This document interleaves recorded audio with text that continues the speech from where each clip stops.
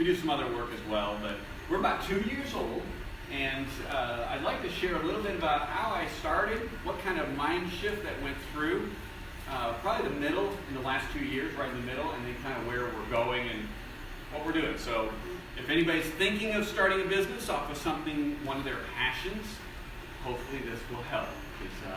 So back up, years ago I started, and by the way, I'm going to have some notes on my phone. I'm not checking my email. I just wrote all my notes down here.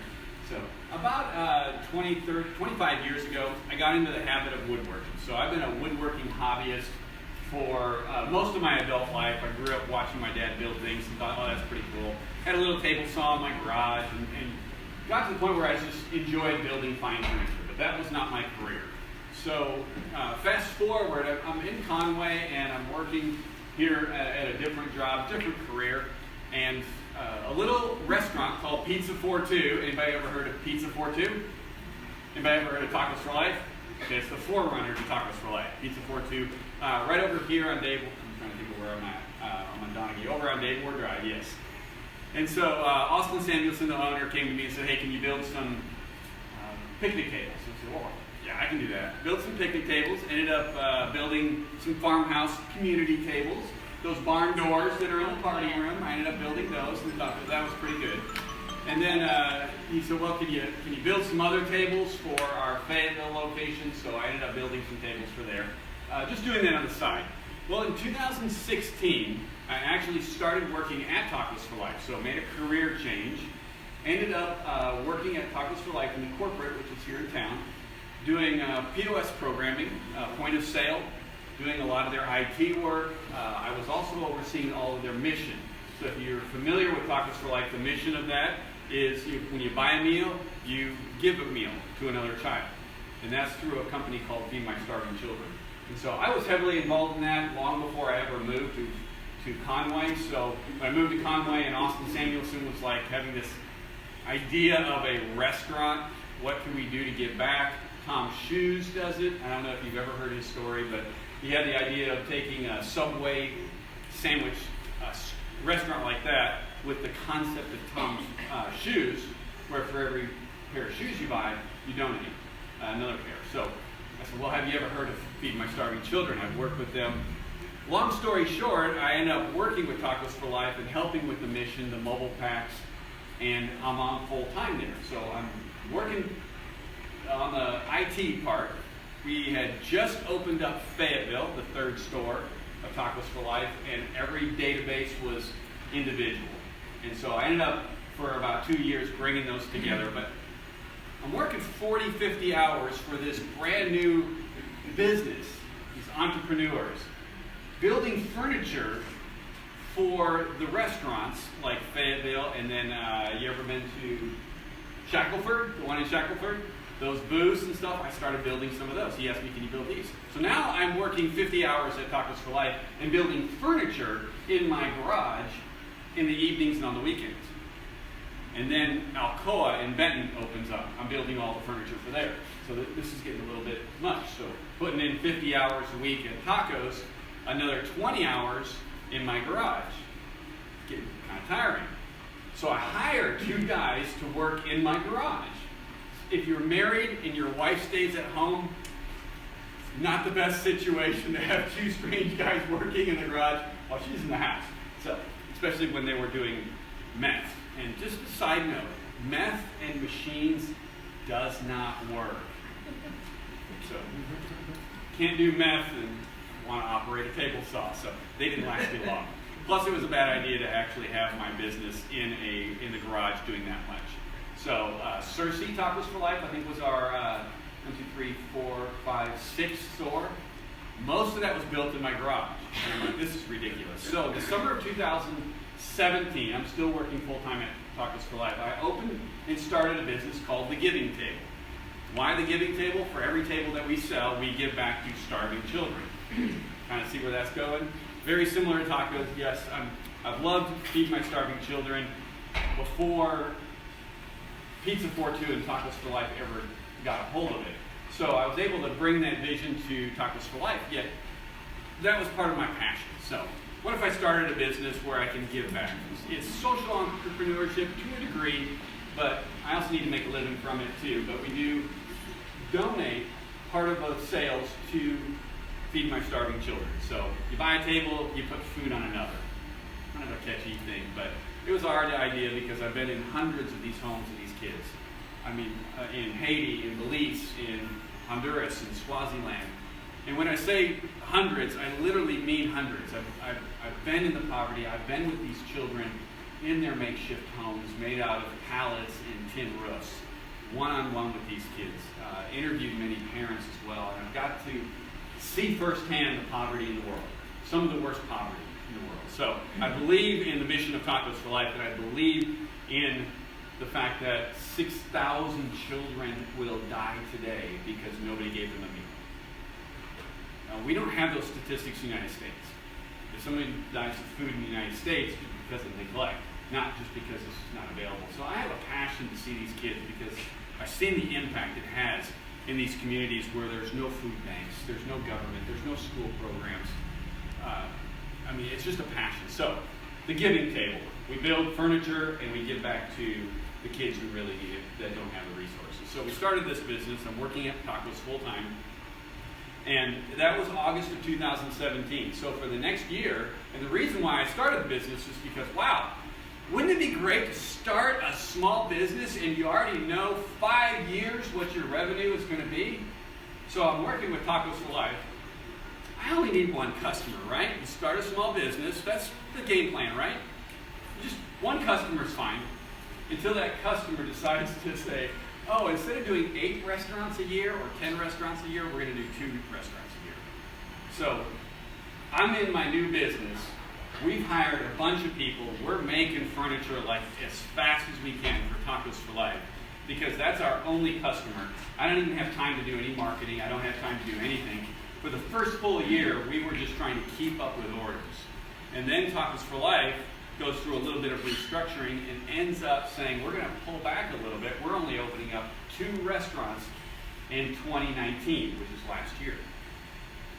80% of my revenue disappeared. And I'm now going, uh-oh. Now I got to look at this. So we started in 2018 thinking, this is going to be an issue for this company. And sure enough, all of a sudden the numbers don't work. The math doesn't work. And I had to let some people go. And actually about halfway, so 1 year into starting this new business, I'm like, I gotta step back from Tacos for Life and put 100% of my energies into the giving table. We moved out of my garage, we moved into a workshop. That's great. It solved some issues, but it didn't solve the issue of, wow, for a small business, when your number one, your only client reduces the amount of revenue, your sales, what do you do? So I actually talked to Glenn Crockett, who's part of this 10X accelerator as well, and I actually sat in and I said, I need some help. And so he asked me, so tell me about your company. 5 minutes later, after bumbling through a whole bunch of gibberish, he's looking at me, and he's a friend of mine, and he goes, Kevin, you don't know what you're doing. I'm like, yeah, I know. He goes, well, who's your ideal customer? And I'm like, honestly, anybody that'll give me money. Okay, that was wrong too. So all of this was wrong. And he goes, Kevin, you need to try 10X Accelerator. I'm like, what's that? He goes, it's a 14-week program to help small businesses start off right and to really excel their growth by 10 times. And I'm like, dude, 2 times would be great for me. That's just what I need. So we enrolled in it, and honestly, we started the business, but we went through a radical shift, mind shift. I had a garage mentality. I started my business in a garage just like Amazon did, right? Except Amazon makes more in 1 second than I do for the whole year. Other than that, we're very similar now. We started in a garage, but when we moved into an actual being a business, there's a whole lot more dynamics than taking something you love, a passion you love, and turning it into a business. Stuff I didn't even think about. So I went through the 10X, and that brought up a whole bunch of wonderful things in my business that I had no clue. You mean a business plan? What's that? I'm a year into a small business, so some of you that know what small business and entrepreneurship are like, you did what? You started a business with no plan? No, I didn't have any plan. Yeah, hey, I got sales, so this is going to work. Well, not really, not necessarily. So 10X really helped me start thinking through everything and looking at what kind of focus we need to do. So we kind of determined that instead of trying to make stuff that people would buy, let's just focus on one thing. We did focus on restaurant tabletops, restaurant furniture. We know Tacos for Life is a customer of ours. So let's just get more customers like Tacos for Life, like Eat My Catfish, like Threefold Noodles, like Cool Greens in Oklahoma. And we started picking up over the next year, because of 10X, we started picking up some other restaurant brands as well, which is a whole nother part. But my mind changed in the way that I was thinking and began to actually doing it the right way. So again, I'm a year into this with no business plan, now trying to figure out I need to implement a business plan. So we ended up starting that business plan, and now after 2 years, we're looking at that, implementing a business plan. Still, and if you look at my budget for a small business, we have absolutely $0 for marketing. I don't know how you start a small business with zero, but I didn't need to, right? I had plenty of business for Tacos for Life. So through some of the 10X and through some other coaching, which was something new to me as well, we started looking at what marketing looks like. And I've been doing a lot of marketing that is, you want to see marketing on a zero budget? Sit down with me, I'll tell you a little bit of what I learned, not just from 10X, but from talking with people as well. You can do marketing without spending a lot of dollars. And I can spend some dollars on certain digital marketing that has actually zero results from it. So I can share a little bit about that. But one of our next phase is to really look at what good marketing will be. Because right now, it's just me. So, by the way, with sales, the one thing I had to learn was sales. And I sat down with Glenn Crockett, and plus with the 10X Accelerator, I learned this too. 40% of your sales encounters, 40% is relational. 30% of that is finding out their pain points, their need. 20% of that is actually producing a solution, and 10% of that is closing the sale. I took those figures and I thought, that's it. I'm just going to start talking to some potential customers and really focus 40% on a relationship. I just did that with a company that I've ignored here in Conway. It's a local company. I've ignored them for the 2 years that we've been in business. And then one day, one of my employees, we've got 3 people in our shop, one of my employees came and said, hey, so-and-so from this business, I ran into him and he heard about the giving table and he absolutely will not do business with us. And he shared 2 things, and I'm like, well, that's not true. 1, we're not shutting down, and 2, there were several lies that were shared about my business to him. So he told my employee, don't even send your owner by. We're not going to do business with him. Well, I'm like, great. I can't wait to go by. I mean, it wasn't, I didn't take it negative. I'm like, I just can't wait to go by because, you know what? 40% of the sales call is relational. That I can do. I know I can do this. So next week, I just cold called this individual here in town. Spent about 20 minutes, 30 minutes talking with this individual. By the end of the day, I had a $10,000 sale. And what I learned was relational. Plus, I did put some of the lies that were told about my business to rest. One, we weren't closed down, and I dispelled some of the lies, but it was relational. And, you know, he hasn't seen our product yet. We're actually producing his $10,000 order next week. But we've already communicated quite a bit. And I also figured out what his pain points were. And guess what? I delivered on his pain points. His pain points, he said, this is what we struggle with some of my other customers. There's a new high-end salad place in Oklahoma that's called Cool Greens. You can look them up. They're up and coming. They had a couple pain points, and I drove out to Tulsa, talked with one of the vice presidents, found out his pain points. And here I am, a no-name company in Arkansas, took business away from a national market company because of a relational encounter with this guy. And I said, here, we want to just do business with you. We believe in relationships. We believe in customer service. It's the one thing you're going to get from us. I remember Glenn Crockett asked me, what makes you different than the other companies? I mean, we make butcher block tops. We make solid wood tops for restaurants. A lot of people can do that. So he said, what makes your company different? I said, our mission! And he goes, people don't care about that. I'm like, I was offended. I'm like, wait, no, they should. He goes, most people won't. I put a bid out on a local restaurant here in Conway. They were redoing their tables, and I sat down with the owner, and I shared my mission, and guess what? He looked at my mission and was like, okay, but can you produce this?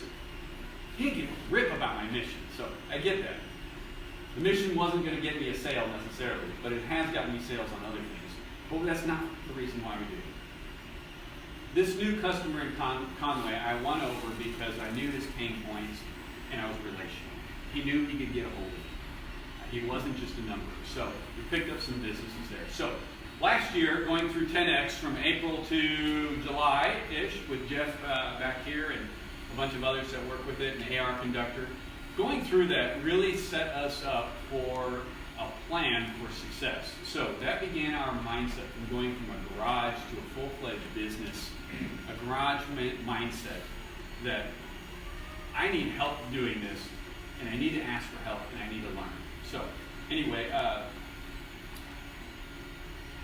we went through a couple different transitions, and now we're at the point of let's make 2020 that year where we start to see that 2x growth, and the next year that 3x growth. So our goal is to grow 10 times by the year 2023. So when we did the 10x last year, we thought, well, that's 10x. We're supposed to grow our business by 10 times.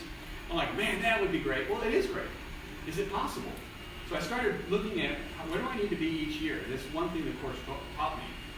I hadn't even considered that because I had considered my business. I already had a customer that was going to give me all the business I needed. And that was such small thinking. So it opened up my mindset. We're looking forward to growing this year. I've already added another person this last couple of months, a UCA student, by the way. So in fact, we're going to be hiring more part-time people this summer and this fall as we grow, because what I discovered, the more that I work on sales, the more that I work on marketing, the business comes. And we're a small player. We made a product for University of Arkansas, and we outbid the 2 largest butcher block companies in America. They wouldn't do this. At the time, I didn't give my full attention. If you're ever starting a business, 100% of your time needs to go into that business. I was working a full-time job in another place and just didn't give it my full-time attention. And we made an awful lot of mistakes. When you're a very small company and you make $80,000 worth of mistakes your first year, it does impact your profit margin at the end of the year. And we just made stupid mistakes that if I was there, it wouldn't have happened. Money, we didn't start with enough capital. We got by as little as possible and made some bad purchases that we're still struggling with. So we didn't start with enough capital at the beginning, and I could go into that later if you're interested to stay afterwards. And then marketing, we relied on one customer. I had no concept of what marketing was because I thought I had this concept that it was a surefire thing with guaranteed revenue for the next 5 years because I knew where Tacos for Life was going. Remember, I worked at Tacos for Life full time. And now I actually just do a tiny bit. All I do is their mission work. So if you're going to the Mobile Pack in Conway, coming up in March, if you don't know what that is, it's an awesome event. Talk to me later. I love to help you. I still do the Mobile Packs for Tacos for Life across the country. It's just a little side thing for me. But I got to see, hey, if Tacos for Life is going in this direction, my business is going to grow with them. You can't guarantee that kind of stuff. Nothing is guaranteed. Sure enough, Tacos for Life backed off, and my revenue went down 80%. So thus the need for a 10X accelerator and discovering what we need to do next.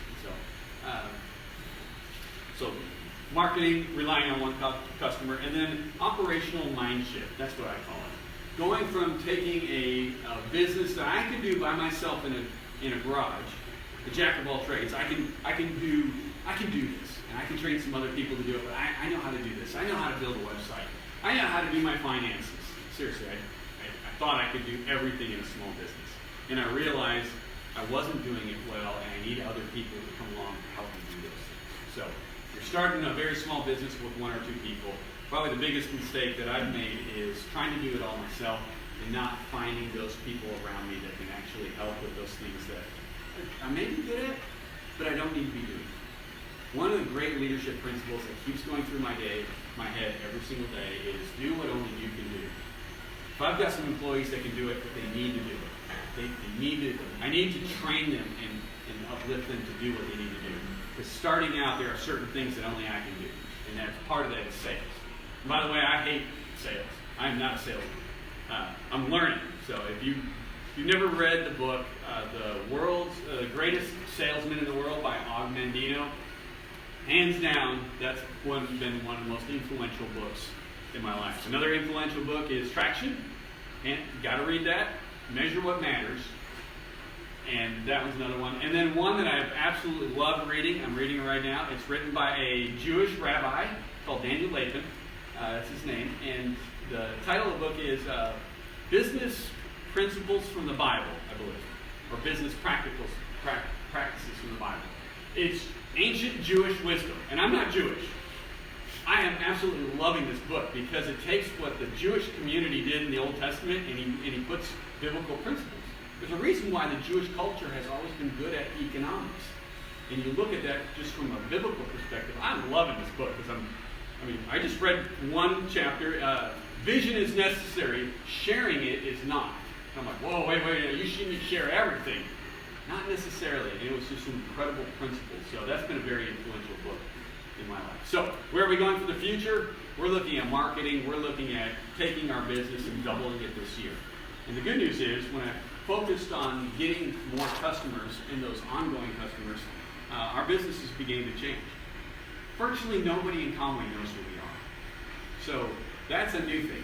We're actually, none of our business has been in Conway except for the last couple of months. So most of our business is outside this town, this state. We've got products in Texas and Tennessee, North Carolina, Colorado, a bunch of other states as well. So with that, we're looking forward to growing our business this year. But that's a quick startup story. Again, we're 2 years old. We're a small business of 3 people. And we've made a lot of mistakes along the way. But one thing I've learned is you got to be persistent. I'm not going to give up. So I don't have a plan B. So that's one of the best things going in with a small business. There's no backup for me. This is my retirement. I just turned 50 this year, and if you think I'm way too old to do a startup business, I am absolutely loving it. I'm having the time of my life. It's the hardest work I've ever done, but it's the most fulfilling work I've ever done of starting a new business. And I love to create things. I love to build things. At the beginning it was wood. Now I cannot wait to build a business. Cannot wait for 10 years from now, 15 years from now, to look back and say, I have created this and I've done it well. And I've made a lot of mistakes, but I'm learning as we move forward. So with that, that's kind of my story. That's the giving table.